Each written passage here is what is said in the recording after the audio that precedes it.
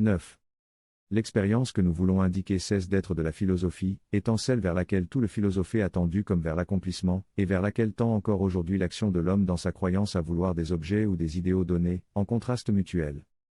La voie à laquelle nous nous référons n'est ni l'idéalisme, ni la phénoménologie, ni l'existentialisme, ni le yoga, ni le zen, mais quelque chose qui les dépasse rigoureusement et qui tend à dégager des diverses déterminations le pur mouvement de conscience qui, dans ses doctrines et dans ses méthodes, s'identifie de toute façon à l'objectif proposé, chaque exigence d'inconditionnalité y retombant inconsciemment à la manière d'une réflexe, ce qui est constitutionnel pour le psychisme de l'homme moderne, qui en est le seul interprète, c'est pourquoi elles sont dépourvues de la pensée transcendante dont elles sont issues.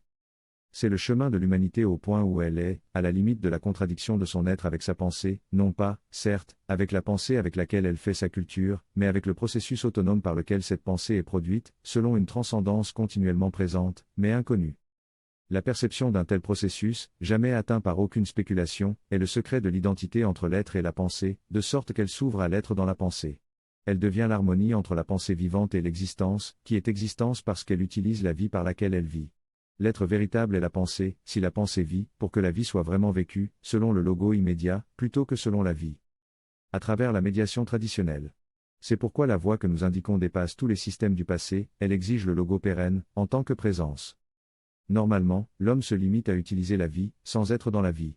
Vivre dans la conscience réflexe, ou dans des sensations jamais saisies, ce n'est pas être dans la vie, mais la présupposer continuellement et la chercher néanmoins inconsciemment au-delà de la réflexivité, sans savoir ce qu'est la réflexivité et ce qui peut la dépasser. C'est pourquoi on ne voit pas dans le présent la possibilité de résoudre la réflexivité, et on projette continuellement, dans l'instant suivant, la recherche de la vie, jamais possédée, parce que toujours échappant à soi. Pour ne pas être connu. La pensée définitivement vécue est toujours une pensée sans vie, puisque le moment de penser la pensée ne peut avoir lieu que dans la mesure où elle ne doit pas être vue. Elle ne peut en effet être vue et focalisée que comme pensée.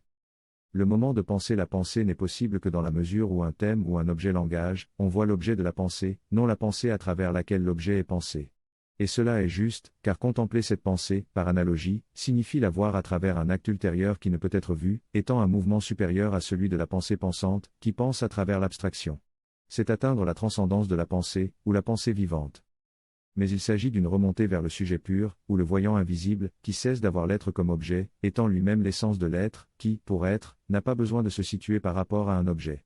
L'essence du sujet pur est le logo du monde.